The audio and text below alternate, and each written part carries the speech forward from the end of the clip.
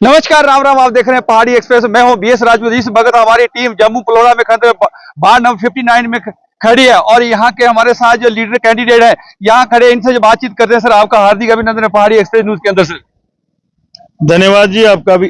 Sir, क्या कहेंगे आज किसके ऊपर कैसा कैसा रुझान है? सर, आज की क्या लेटेस्ट अपडेट क्या है? सर, देखिए, ये लोकतंत्र का सबसे बड़ा पर्व होता है सर, और जम्मू कश्मीर के लोग कुछ समय से इससे वंचित थे।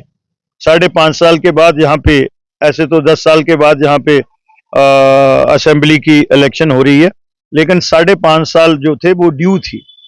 तो मुझे लगता है कि लोगों में जो जोश, जज्बा, जुनून और होश मैं देख रहा हूँ, और ये कहीं ना कहीं उन लोगों को जो राष्ट्र विरोधी लोग हैं उनको बड़ा एक बिफिटिंग रिप्लाई मिलेगा कि नहीं, जम्मू कश्मीर के लोग जो हैं वो जम्मू कश्मीर के लोग जो हैं वो लोकतंत्र में और हिंदुस्तान का जो संविधान है उस पे भरोसा करते हैं और उस पे उनकी आस्था है। सर, 10 साल ऐसा क्यों डिले क्यों किया बीजेपी ने? रूलिंग पार्टी थी, इसको 10 साल के डिले। जनता ये जानना चाह रही है कि 10 साल क्यों ऐसे डिले किया? सर, नहीं, जनता को तो पता है किस लिए है, लेकिन फिर भी आप पूछ रहे हैं, बता देता हूं मैं।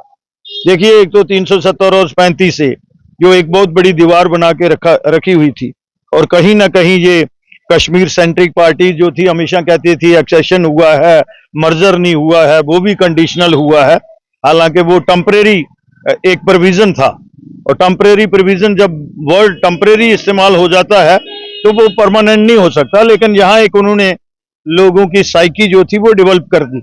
लेकिन मुझे लगता है कि 35 से 370 जाने के बाद फिर जम्मू के साथ एक बहुत बड़ी पॉलिटिकल एम्पावरमेंट के लिए इन्होंने बड़ी साजिश की थी, चाहे वो शेख अब्दुल्ला हो चाहे फरूक अब्दुल्ला हो। जितनी भी दो से 3 डिलिमिटेशन हुई तो इन्होंने ऐसे पलड़ा रखा। मतलब 5 पैरामीटर्स होते हैं कॉन्स्टिट्यूंसी को लिए, डिलिमिटेशन के लिए, वो एक ही देखते थे, पॉपुलेशन। तो वो भी बराबर हुआ कम से कम। अब 4 का फर्क है, 2026 में वो भी निकाल देंगे। तो डिलिमिटेशन के बाद ये ड्यू था।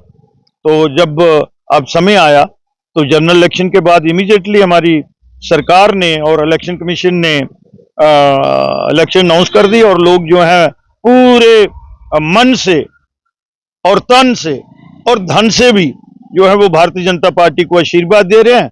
और लोगों का ये इस बार ये उनकी मंशा है, ये उनकी इच्छा है कि जम्मू का डोगरा हिंदू चीफ मिनिस्टर बने।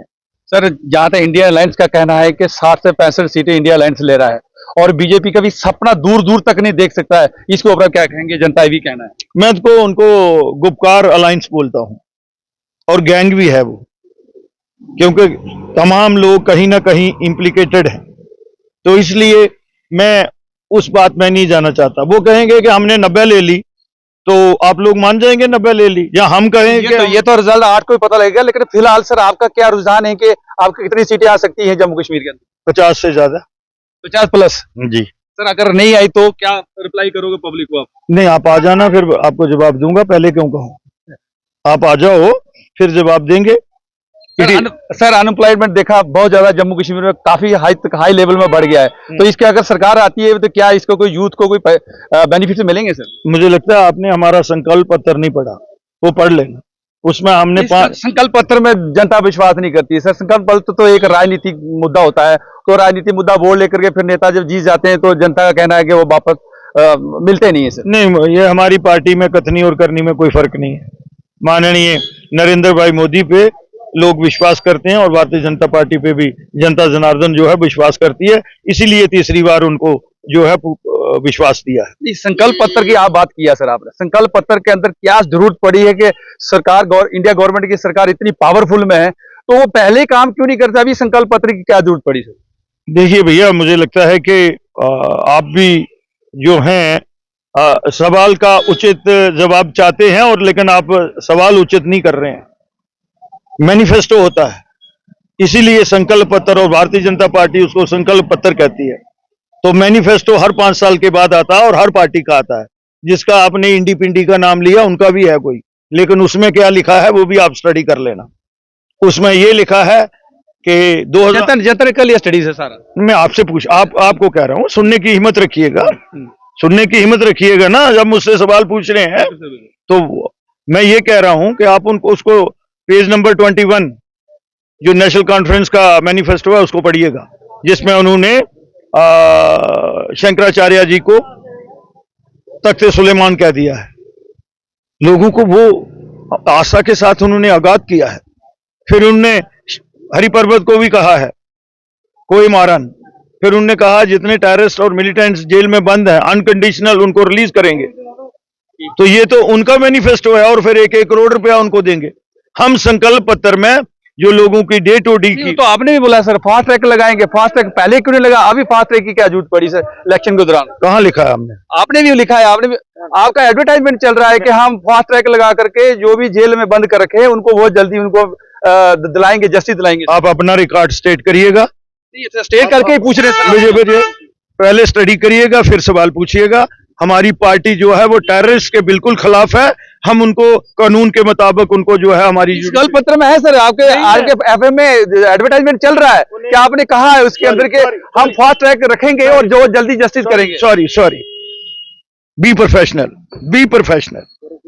और नहीं इन्होंने पढ़ा ही नहीं है। मैं तो बड़ा स्टेट बोलता हूं, इन्होंने पढ़ा ही नहीं है। मैं अभी बेट लगाता हूं कि हमारे में ऐसे संकल्प पत्र का आपने देखा हमारे के पेज कितने हैं? पहले स्टडी करिए फिर मुझसे सवाल पूछिए। Thank you. अच्छा शुक्रिया सर। ये थे बीजेपी के कैंडिडेट, लेकिन जब हमने एडवर्टाइजमेंट में देखते हैं तो उसमें कह रहे हैं, बीजेपी वाले कह रहे हैं कि ये जो टेररिस्ट के अंदर जल्दी फास्ट ट्रैक कोर्ट लगाए जाएंगे और बहुत जल्दी उनको जस्टिस मिले। ये तो पार्टियों के जुमलेबाजी, हर पार्टी को जुमलेबाजी रहता है जब भी इलेक्शन आता है, जब भी कुछ आता है। लेकिन जनता तय करे कि क्या हमारे ये सवाल उनसे ठीक थे। लेकिन जो सवाल अगर आदमी ठीक पूछेगा तो नेता लोग थोड़े से गुस्से हो जाते हैं। लेकिन पहाड़ी एक्सप्रेस से कभी ऐसी चिंता नहीं करते हैं, क्योंकि हमारा काम ही है जनता के सवाल को पूछना। सवाल पूछना हमारा काम है, कर्तव्य है, क्योंकि सारे सवाल जनता के होते हैं। बेरोजगारी के ऊपर सवाल पूछा, वो टोल मटोल कर दिया, और जब टेररिस्ट के ऊपर सवाल पूछा वहां पे भी टोल मटोल किया। जनता ने स्टडी किया होगा तो जनता अपनी अपनी राय और कमेंट जरूर रखें। इस वक्त यहाँ पे पोलिंग बूथ के अंदर चलिए थोड़ा सा पता करते हैं कि कितने परसेंट वोट हो गया है, कितनी पड़े। हमारा 81 बूथ पे 50% वोट पड़ गया है। उसके बाद हमारा 80 बूथ है, उसके वोट कम है, फिर भी उसका 50% उसका भी पड़ गया। ऐसे ही हमारा 79 है। 70 जहाँ इस गवर्नमेंट हाई सेकेंडरी स्कूल में 3 पोलिंग बूथ है, 3 पोलिंग बूथ है और 50% से लगभग ऊपर ही सारे वोट पड़ रहे हैं। धूमधाम से लोग वोट डाल रहे हैं। 50% तो ज्यादा नहीं, 50% कम नहीं है वोट सर। पहाड़ी और लोकल इलाकों में 70-75 पड़ रहा है, तो यहाँ कम नहीं है वोटिंग इस वक्त। सर मेरी बात सुनो, अभी 6 बजे का टाइम है। अभी टाइम कितना हो गया? टाइम हो गया 4, 2 घंटे ये बाकी हैं। दिन को गर्मी होती है, लोग कम निकलते हैं। उसके बाद कुछ बच्चे यहाँ नहीं हैं जो ड्यूटी देते हैं बाहर, स्टेट से बाहर हैं, उनके वोट नहीं डर रहे, वो भी माइनस वोट है। कुछ और रीजन भी है, बस ऐसे ही चलता है। मगर फिर भी हमारा हर बार 60%, लगभग 60%, 65% हमारा वोट डलता है। हर 3 मतलब हमारे 3 इधर है, 2 इधर, ये ठट्ठर में 5 बूथ हैं इस वार्ड के, तो लगभग 60 से ऊपर ही वोट डलता है यहाँ।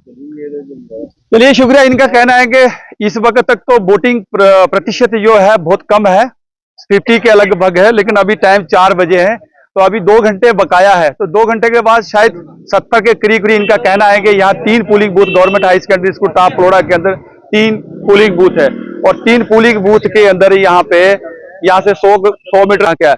यहाँ बीजेपी के लीडर साहब से भी आपकी मुलाकात करवा दिया। बहुत सारे लोगों को सवाल थे जो बीजेपी के लीडर कैमरा के अंदर नहीं आते, लेकिन वो लीडर साहबान आए तो हम उनका भी शुक्रिया अदा करते हैं।